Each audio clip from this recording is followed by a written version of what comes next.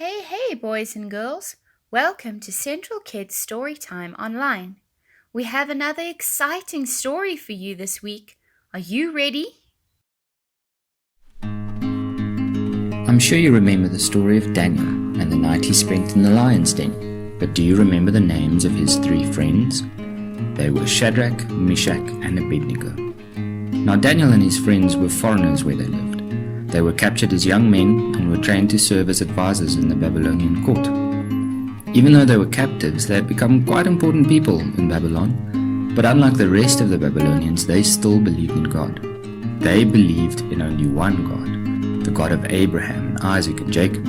They believed in the God who led Moses and the Israelites through the desert. They believed that God still reigned and that no one else was worthy of their worship. Nebuchadnezzar was king of Babylon in that time, and he had had a dream. He dreamt of a statue that symbolized his power and his might. You can read more about it in Daniel chapter 2. In his dream, the statue had a head made of gold, and this we think is what gave him the idea to build a real statue. But instead of just having a golden head, he was going to build the whole thing out of gold. He wanted to be the most important and powerful person in the world, and this was how he was going to show it. When the statue was ready, he called together all the most important people in Babylon to come see it, and then he made a rule. When the music started playing, everyone had to bow down and worship the statue. If anyone refused, they would be thrown into a fire. When the music started, everyone bowed down and worshipped, except three men. They were Shadrach, Meshach, and Abednego, of course. When word got to the king that these three men dared disobey him, he was furious, and he called them to be questioned. He threatened them with a fiery furnace one more time, and then he said these words: "Who is the God that can save you from my hands?" You see, the king believed that he was more powerful than their God.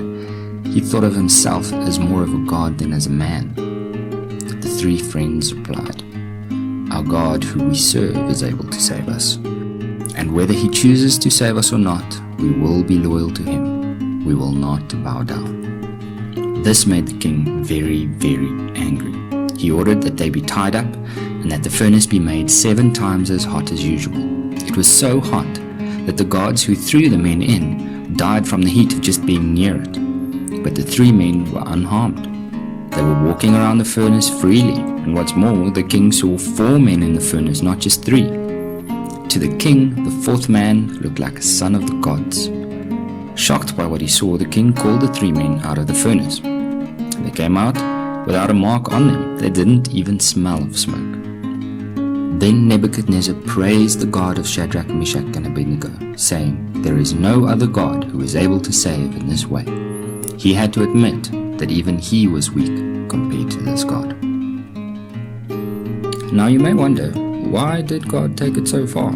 Could he not have saved them before they ever got near the furnace? And of course the answer is yes. But God never promised those who love him that they will have easy lives. It wasn't until the end that we could see God's good plan unfold. May God help us to love him so much that we would also stay faithful and see God's good plan unfold at the end of our own stories.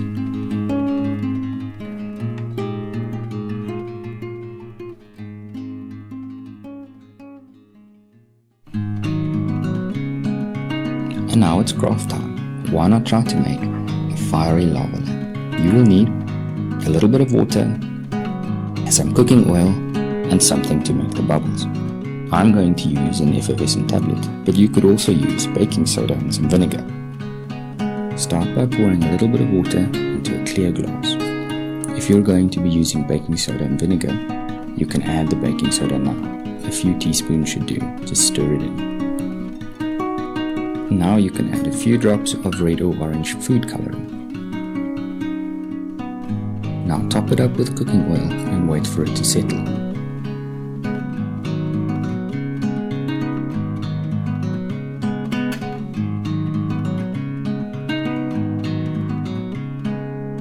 Now just add the effervescent tablet or a few drops of vinegar.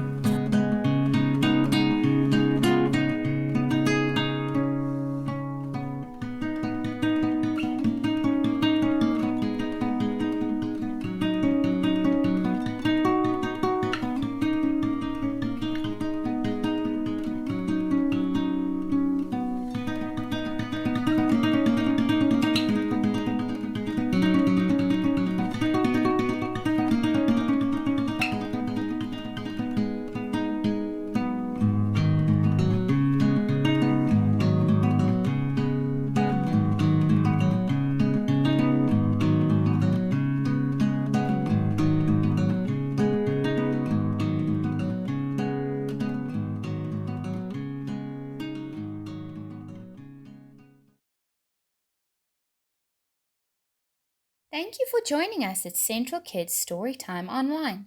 See you next week. Bye-bye.